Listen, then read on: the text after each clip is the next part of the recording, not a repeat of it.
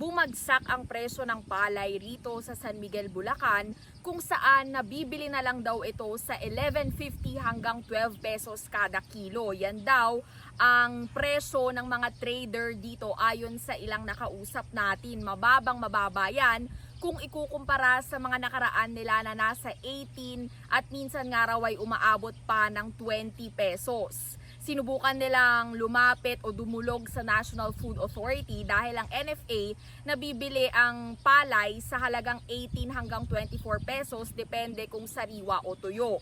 Ang kaso, puno na rin ang bodega rito sa bayan ng San Miguel ng NFA kaya hindi muna makabili ng palay sa kanila. Hinihintay tuloy muna nila ang iba raw, ini-stock muna yung mga ani nila hanggang sa pagbabaka sakali na magbukas na ulit ang bodega ng NFA habang may mga ilan na napilitan na raw na magbenta sa mga trader. Ang sabi naman ng NFA, nakikipag-ugnayan na sila sa mga apektadong magsasaka.